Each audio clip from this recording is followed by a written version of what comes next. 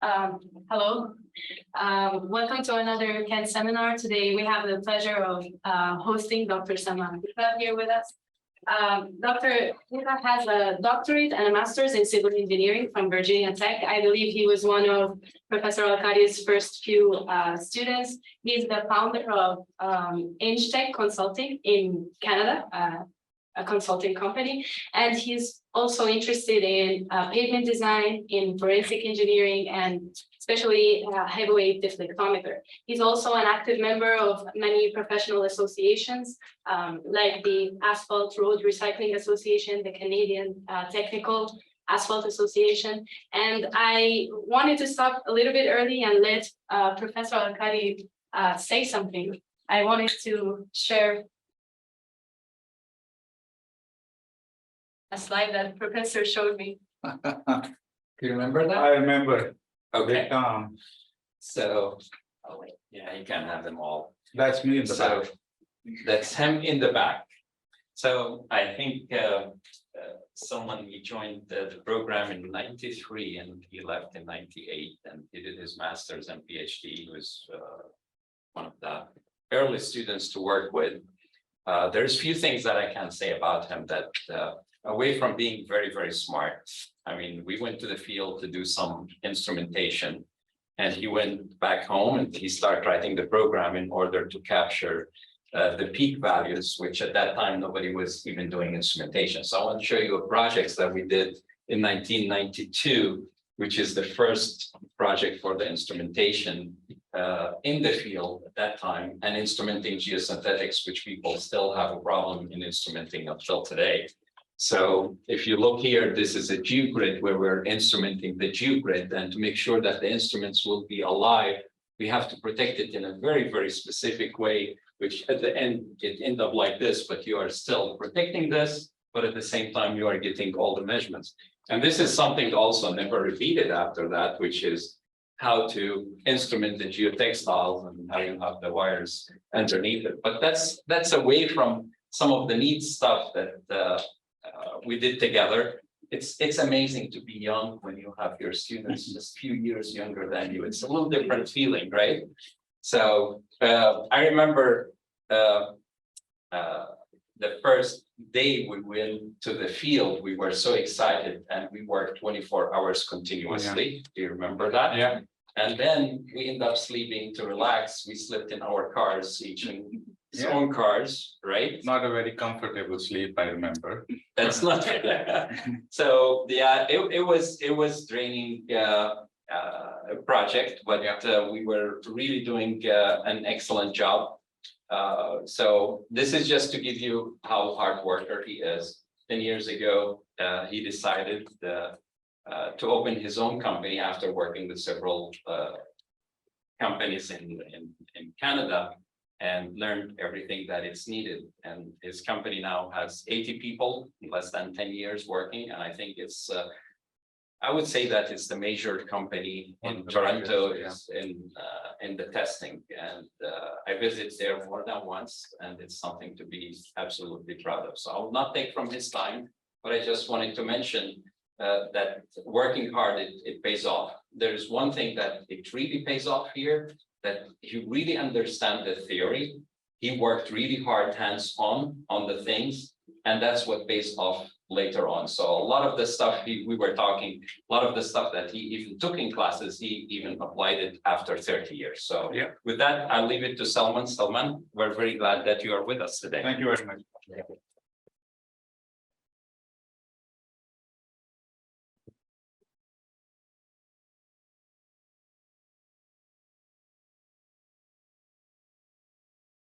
The big guys in the picture wasn't me, guys. Just want to clarify, because I noticed some of you were looking, so it was another guy working. So Lara, that wasn't me. Okay. And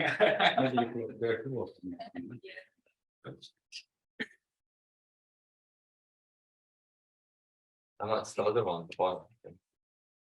This one, yes. But I need to share it. So You can just share the screen. Yeah, So full screen, pick the screen. full screen. Okay. Pick the screen, yeah. yeah, thanks.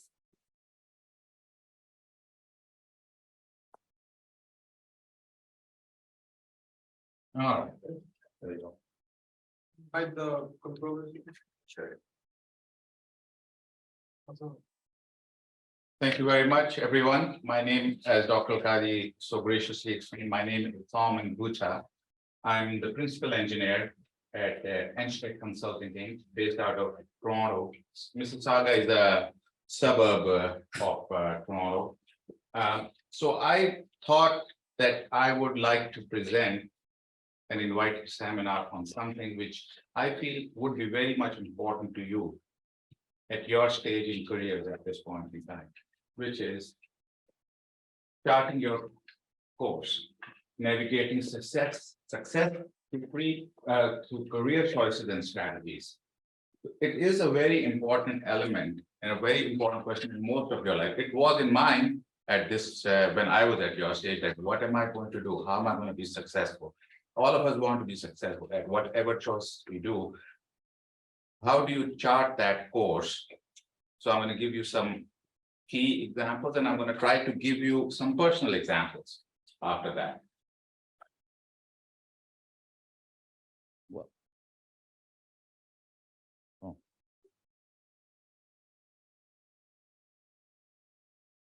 So I just thought maybe I'll give a brief outline of the presentation structure. So why career choices matter to us? I mean, they are an important element of what way we want to end up being. These are thoughts, these are processes in our minds, which we need to be they are very important and dear to us.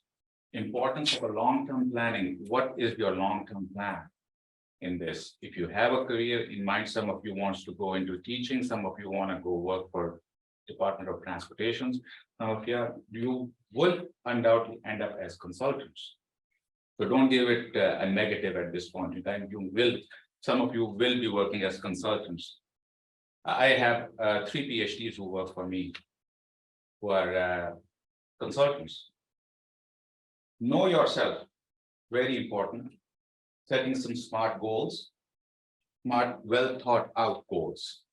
Building a strong personal brand, developing key skills and experiences, effective networking strategies. You must have heard this said many times, it's not what you know, who you know. Sometimes it does play into the picture. So networking strategies are very important. You can know all the skills, but if you don't have trustworthy clients, it can become a problem. Job searching interviews, this is something you should just keep in mind because it will happen. Nurturing your professional relationships, how you develop those relationships that you develop at a conference, how do you take them to the next level? Adapting and embracing changes. Changes will always happen to your career paths. They will happen. You just need to be able to adapt to those changes fast enough. You can't think about if something bad has happened and you just lose hope. You need to be able to embrace change and adapt to those changes. I'll give you some personal experiences, about a slide or two, and then I'm going to wrap it up with a conclusion. So why career choices matter? Number one, it is personal fulfillment. A well-suited career choice aligns you with an individual's passion, skills, and value. Very important that you need to fulfill what is inside your mind and inside your heart.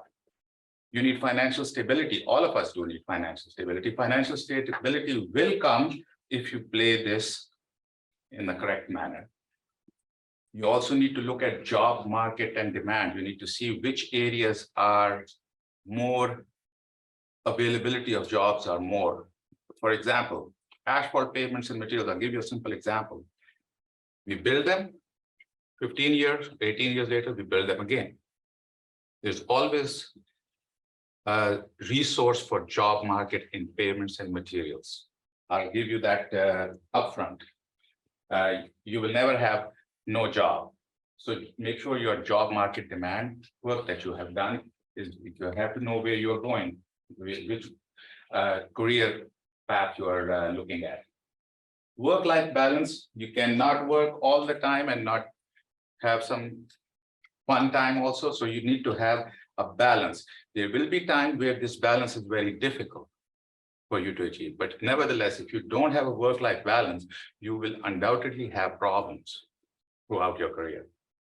skill developments, selecting a career aligned with your interests, and allow for continuous learning. Very, very important. You need to keep on learning. It never ends. It doesn't end when you get your doctorate of philosophy. You keep on learning throughout. The things that I have learned after I graduated are way more than what I learned while I was doing the master's and PhD. Networking opportunities, a well-chosen career path creates opportunities to connect with like-minded people. You will make a lot of friends in this business if you choose your path correctly. You need to have a fulfilling and successful career can give you a lasting impact on an individual's life. You will be fulfilled and you will have impacted other people's lives, and you'll have a sense of purpose and accomplishment. These are very important things for your mental stability also. The importance of long-term planning. You need to have a roadmap. You need to have a roadmap saying, what is my final plan over here? For example, those who want to go into teaching, they want to end up tenured professors. They have a long-term plan. Tenureship doesn't come immediately. It takes time for you to achieve it. You need to be able to bring in work. Same thing applies to consulting work. You cannot become, as I was explaining, you cannot become a CEO the first day. You have to work your way up to there. So there is a roadmap that you have to develop that in your mind. You have to identify and resources. What are your priorities? What is in your long-term planning? Are you only interested in financial, or no, you're interested in both financial, large set of clients at the same time? When you have large set of clients, you will have financial stability also. Risk mitigation. Risks are a natural part of career. You will have risks. Sometimes the risks pan out. Sometimes the risks don't pan out. It is something that you don't, but as long as you make an informed decision on a risk, there are high likelihood that you would be successful and face the changing circumstances. You should have a growth prospects. You need to have a plan. Okay, I need to move up the chain of command. How am I going to do it? All these prospects are very important for your own success. Long-term planning encourages personal growth and ensures a smooth transition into leadership. That's what our aim is. In the end, we want to be in leadership roles, providing continuity and stability for the success of a business and as yourself as an individual. Know yourself. Very important. You need to know what are your strengths. What values do you cherish the most? Your core values, your beliefs. You will get a lot of opportunities where you can deviate from the path. Take my word, you will. You need to have some values and you need to have some core strengths where you need to know, for example, what are your weaknesses? You need to know those things before you enter into a career path. You need to have passion. You need to recognize personal passions at your end. What interests you? What guides your interests? And what guides you to meaningful activities and in careers? A job is not only a job. A career is not only a career. Emotionally, you need to be developing at the same time. There are hard times, but there are also very good times. But typically in the first 5, 10 to 15 years of your career, you will go through this emotional development phase a significant amount. You need to be stable. You need to have a healthy relationship with your job and your personal family and yourself. And it is all for your mental well-being in the end. Everybody has a different learning style. Discovering one's own learning style is very important. Not all of us learn things at the same pace and same level. So you need to know, okay, what are my concerns with how can I learn this? We all want to learn things. When we get into the industry, you all want to learn new things. And you will get opportunities to learn new things. Sometimes while learning new things, your entire career path changes. It happens a lot. People start off as pavements and end up as geotechnicals consultants. So setting up some SMART goals, you need to have a sense of direction. Clearly defined goals provide you with a sense of direction. You need to have your own goal in mind. Where do you want to end up being? You need to track your progress, establishing quantifiable criteria. Almost like a KPI type thing. You need to have some sort of a clear idea how you are tracking your progress. Sometimes time is not really a concern over here. Keep that in mind. Sometimes it takes a little longer to get to your goal. It may take rather than 2, it may take 5 years. So be it. There's no shortcuts to things. Over here. There is time that you will have to spend. You will have to work at it. You have to work hard at it. And in the end, you will achieve success. You need to have realistic expectations. Again, going back to the example, realistic expectation is you're not the CEO of the company on days 1, unless you inherited it. So realistic expectations are, it will take you time to get to that level. And if you are smart, successful, and you know how to catch on to opportunities, which we were discussing before this presentation, that is something that will, so really you need to set up some realistic expectations. And disappointments can really hurt in that case, but disappointments do happen. We just need to be able to handle those disappointments with a little bit courageous behavior. Personal values, your personal values need to align with your goals and priorities and long-term plans. You need to ensure that efforts are directed towards meaningful and fulfilling outcomes. So you feel happy at the end. It is all about feeling happy and at the same time achieving your goals. You need to set some deadlines. When I started with Dr. Alkari back in 1992, I had a deadline. I wanted to have a doctorate in my hand by the age of 28. I mentioned it several times. I wasn't able to achieve it. It took me about 8 months to a year longer to achieve it. Nevertheless, if I didn't have that deadline, maybe I would be doing it at 32 years of age. Time is important. So you need to make sure that you have some timelines in your mind as a baseline set up for you to do, and it needs to be clear that you need to do it. And those timelines can fluctuate plus minus, but in the end, you will have to set something up in your mind. So building a strong personal brand, you need to be authentic. You choose a career that aligns with your true passions, values, and strengths. That enables you to achieve personal fulfillment and create positive impression in your professional field. Consistency, ensure your career choices complement your long-term goal. Overall personal brand, create a cohesive narrative and reflect your professional identity and expertise. Select a career path where your unique skills and experience can make a significant impact, differentiating yourself from others. And that also increases your marketability. Networking, engage with like-minded professionals within your chosen career. They may not take you seriously when you meet them first time. They may not take you seriously when you meet them 3 or 4 times later.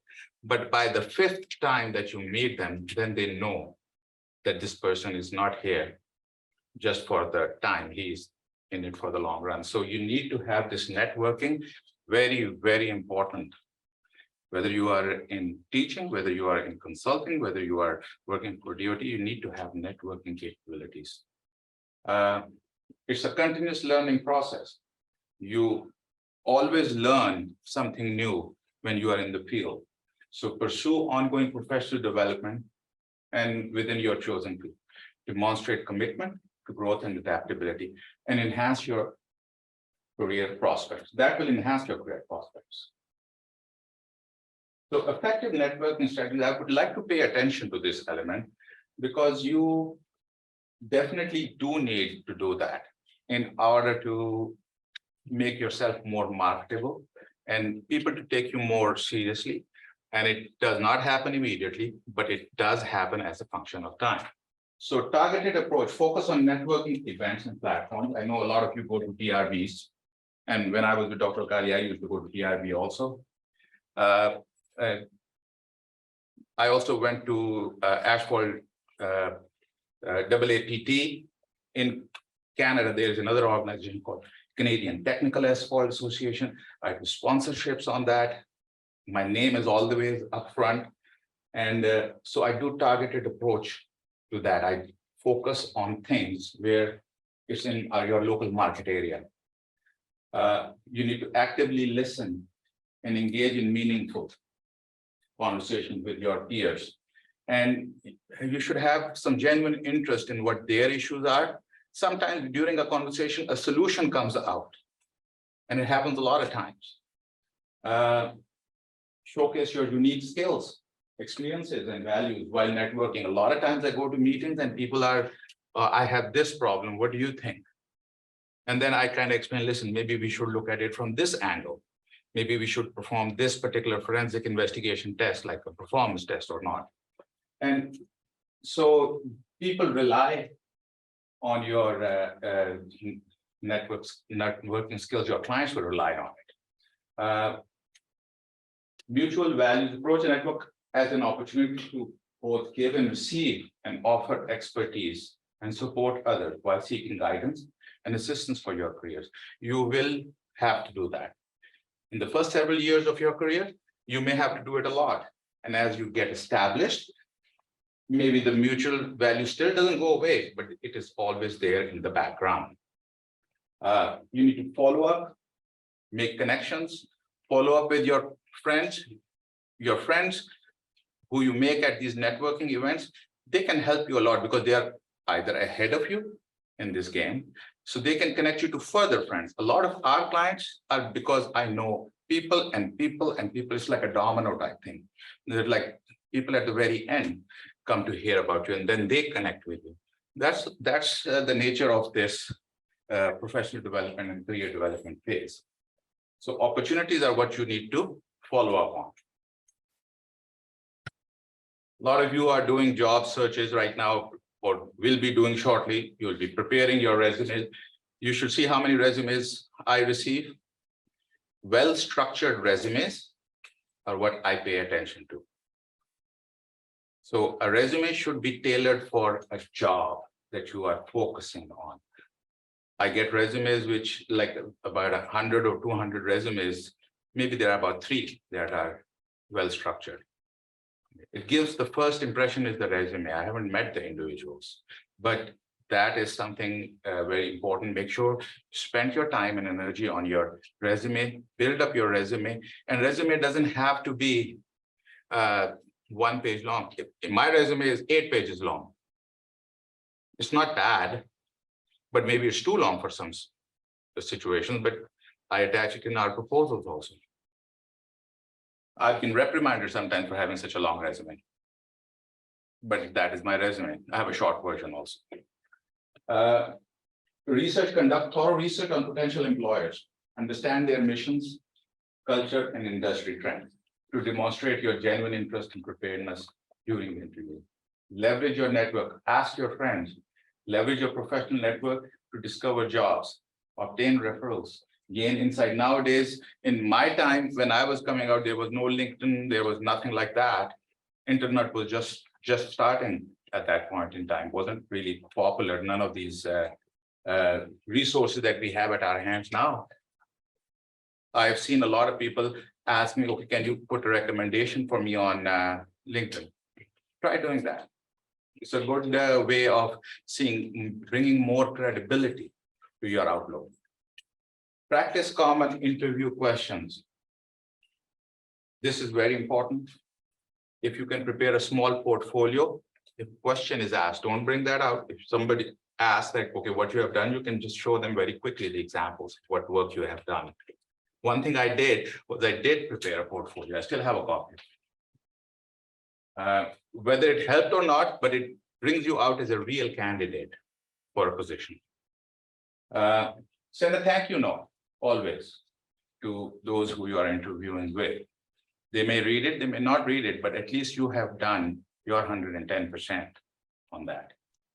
And it leaves a positive impression on the minds of people who are reviewing your applications. Honest conversation in terms of nurturing professional relations, regularly engage in open and honest conversation with professional context. Share updates, accomplishments, insight to maintain a strong connection with these people. Engage with genuine interest in experiences and achievements of your professional network. Celebrate them. Opportunities. Approach professional relationships as opportunities for reciprocal growth. You can help them, they can help you. This is the way the world works. You can help them and they will help you. And I will later on talk about personal experiences and you'll see why this is so important. You need to attend the events for conferences and events and workshops to strengthen your existing relationships and create new ones. And a typical conference in the Toronto area, there are about 300 people. They're from municipalities, other consultants, owners, and even some developers. So you have a wide variety of clientele over there for you to develop. So if you have had one or two conversations with people and then they see your resume, then they are understanding of the fact that this person, number one, is genuine, is looking for something, and is focused more upon professionally improving themselves.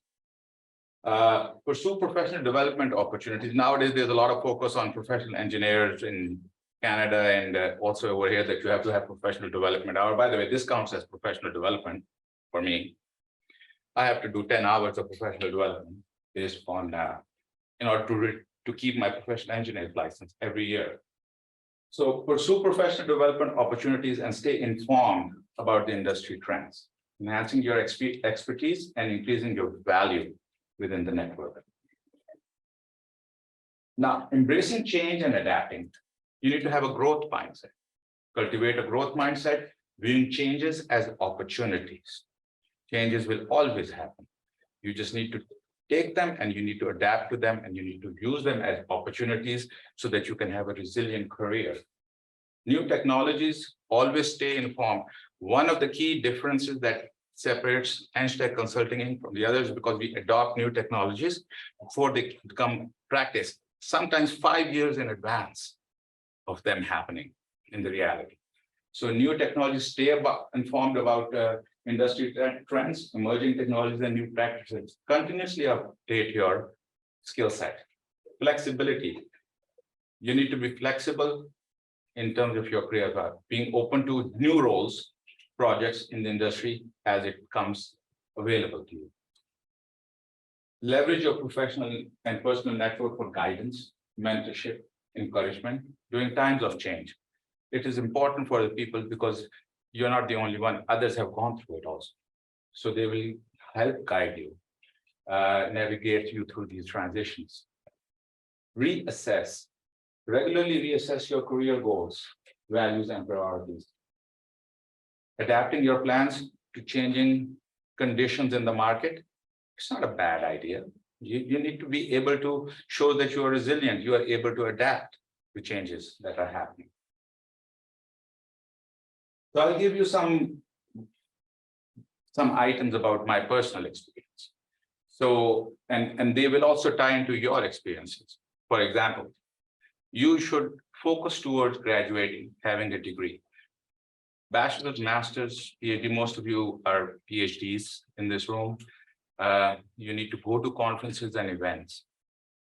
You need to meet people, you need to talk to people. There are 10 things you know, and there are 90 things you don't know. You will learn those things, but don't lose focus. Always think the plan out thoroughly, what your thoughts are, where do you want to be? Where do you want to be in 25 years down the road? That is the plan. The plan is not 5 years down the road, 5 years just getting to the 25 years. Imagine you will start at the bottom. I'm sorry to say that, but you will start and rise up slowly. And it takes time. Learning the industry is the most important thing. Making money is not everything, especially true in your first job. My first job, you would not believe, I sent 200 resumes 200 resumes. I had zero response. And then somebody told me to call Tro Associates Inc. because they needed somebody for payments and materials. And they offered me $43,000 in 1998. Wasn't liking it, but got me in. After that, never looked back. So you need to understand your first job salary may not be up to your expectations, but that's okay. It's just a stepping stone. You're getting to your end goal, which is 20 years down the road or 15 years down the road. And don't take my word for 15 or 20. It may be earlier for you, depending upon how you do your career path selections. So, but on an average, conventionally, it takes a bit of time. Build friendships. Your clients are your personal friends. You are responsible for their jobs, and you are key to their success. You, because of a mistake from your end, if their jobs get jeopardized, you will never, number one, hear the end of it, and you'll never get a work for them again. So you cannot lose focus when you are servicing a client of yours. They're your personal friends. You need to go out. You have to have lunches with them. You have to meet them, get their feedback, understand how they perceive what's going on. And you cannot compromise their position because they're trying to help you by giving you work. Or, it just applies globally, okay?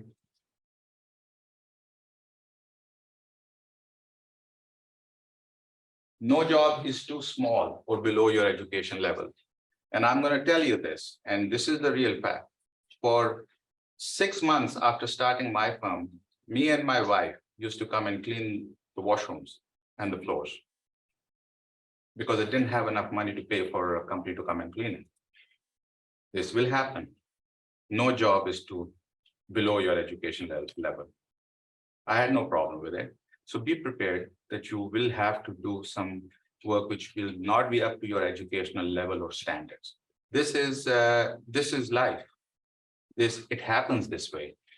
Those who work hard, those who have focus and have a plan at the end, you will eventually. I always wanted to open my own consulting firm. It took me about 17 years before I could open one. But the first year I opened one, I had to do this. 6 months I had to do it. I'm not ashamed of it. This is life. Have faith in yourself and your abilities.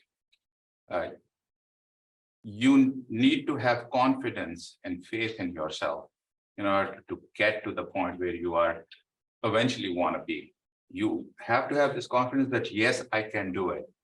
All the resources feed into you and then you move forward. That's how you have to build yourself. You will have to expend financial resources to make money and be successful. For a long time, when I started the performance testing, I got into it long before anybody else even bought the equipment. And for 4 years, I made no money on that equipment. It is close to $500,000 spent after people, equipment, and equipment is just one part. You have to make sure things work and understanding how to do it. By the time the industry said, okay, we want to do it, I was already at the top of the game. I already knew the tests. So you need to spend a lot of money sometimes in order, if you want to do it on your own. Working in another organization, same concept applies. If you work in another, you need to see opportunities coming in.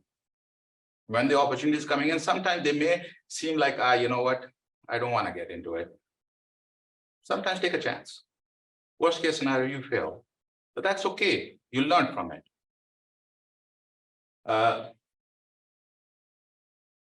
We all focus in our business on billing. Servicing the client is more important than billing, because if you don't service the client, you will not have anything to bill for him. In our business, collection is also another element. Sometimes you have to wait 3, 4 months to collect from the from well-known clients. Know that it will take time. Always invest in new technologies. Write papers and publish because that beefs up your resume. Success in your career will come.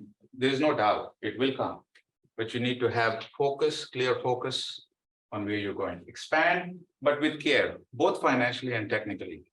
You don't want to get into areas where you have no knowledge and you start giving professional opinions in, let's say, building envelope studies. That's not your area of expertise. You want to focus on your own technical area and you want to focus with a financial constraint, restraint, or focus that you're not overspending things. Sometimes you have to spend in order to make money. Understand that success comes with a lot of effort. It does. Believe me, guys, it does. So I was reading somewhere and they said, the people who are successful, they have this quality. They have grit. You can have the best education, the most amount of education, PhDs from the best top-rated universities. And I've personally seen people who have the PhDs, but are not able to speak properly or convey their messages. You need to be very clear in your messages. But above all, those who succeed have grit. They have passion, they have perseverance, they persevere to their goal, they stick to their goals, come what may. And if you have focused on those, there is no doubt you will all be successful.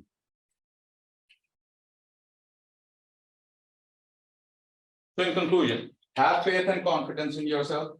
This is not a bleak presentation. This is basically giving you, like, you are now all full of focus and you want to do what you want to do and be successful at it. There will be challenges. Keep that in mind. This is life. Don't let success get to your head.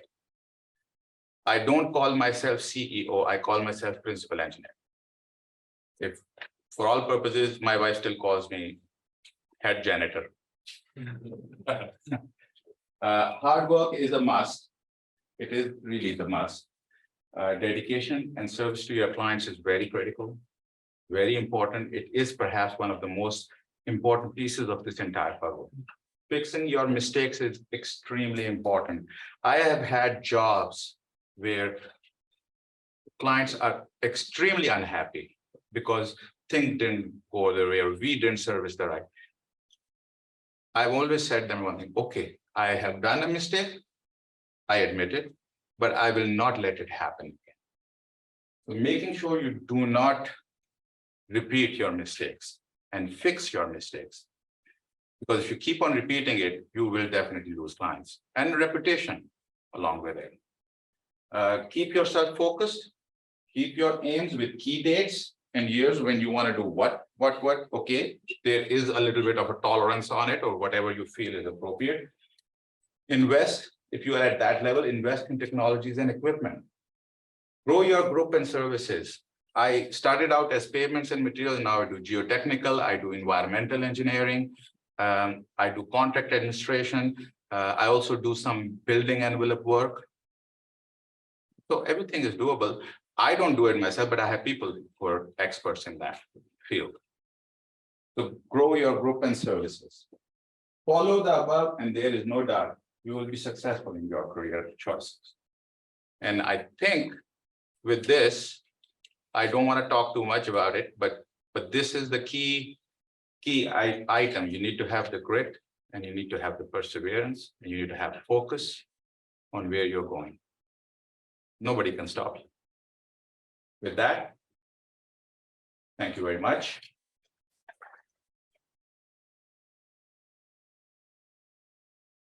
Anyone of you are looking for jobs in Canada, you should call me. Yeah, anyways, any questions, guys? No? Everybody understood? Which is very good if you understood in the first pass. It took me years to understand this. I Yes. may have Mark. Yes. Thank you, Dr. Salman, for the nice presentation. Actually, I'm wondering recently about the difference between what I came to call choosing, like looking for a career and looking for a job. I think this relates to it very well. Mhm. I actually made a post even on LinkedIn that after consulting ChatGPT on this, I agree to all what you said. I'm in the process of looking for a job, and the thing I look most for is like fitting myself like a piece in a puzzle. I don't want to throw myself. And the other thing is passion. Like I can maybe identify or characterize my skills set for a specific type of work. And the other thing is I should not. So I tell you my personal experience. Working with Dr. Kadi, most of my coursework was pavement designs and materials and gravels, no problem. But I did focus on mechanics of material a lot. Stresses, strains, deflections, finite elements analysis, and all that stuff. A large chunk of my coursework was doing that work, stress concentrations. And you don't feel it when you are out of into looking in the industry that it is going to be any help in payments. Where no, but it is the most important thing. So now you have a set of skills which 99.9% of the market does not have. You on top of it have a master's or a PhD, and you apply those skills to further get ahead. So if you are focused on your skills and you have this additional set of skills from the education that you receive, you are a killer in this industry then. Yeah, so and I remember this does come up a lot that my bosses, when my first boss, when he hired me, he said something to me which still is in my mind. He says, "You have a PhD? Very good. I have another 15 guys over here in the office, big consulting firm in PhD. But if you are a salesman, you're deadly." Still sticks in my mind. Am I wrong, Dr. Alkari? You're not. PhD, very good. You're best, better than all. But if you're a salesman, you're deadly. Anyway, gentlemen, it's just my brief. I can talk about this for hours, but I just wanted to give you, ladies and gentlemen, I wanted to give you an idea as to have some plan, have some idea. Where you're going, where do you want to be in the next 10, 15 years?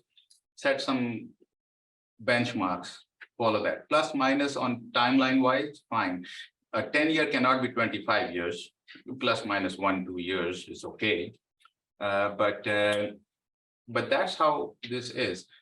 Have friends, treat your friends, your clients as friends, and treat them as personal friends. You will never have an issue, and make sure you don't, when you make a mistake, and all of us do, you correct it. You don't repeat the mistake. You should say it out that, okay, I made a mistake, I'll fix it, and I will never repeat it again. And then those clients are my best friend now, the ones who said, we don't like you because you made a mistake. We're all human, we make mistakes. Learn from them. Anyway, I think that's After question. yes, sir. You were really good in school when Yeah. you were doing your degree, Yes, and you did really good in your master's and PhD. Mhm. Why did you go to the industry?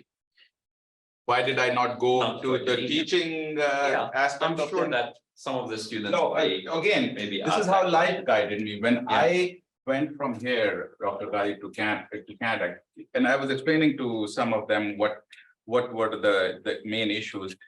Not many universities, and not very limited amount of them do civil engineering. Here, you have plenty of engineering schools, right? Not many engineering schools, there you can count them on your fingers. And it is extremely difficult, and not many job openings. So I waited. for about a year, 6 months. I was always more interested in, yeah, should go into teaching. While I had started a job, I was always saying, hey, I would go to teaching. But over a period of time, I realized that, listen, this is my focus and this is my goal and this is where I want to do the best.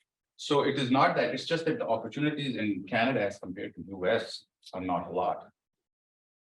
Not a lot in the sense, not a lot of job openings. And I mean, such is life. So it's a changing plan and you have to adapt. So you can't fret about things. It's all done, it's over, and now it's you follow your new plan. But that's primarily the reason. That could be a good teacher too, I think. Other questions, guys? Anyway, gentlemen and ladies, thank you very much. Thank you. Thank you.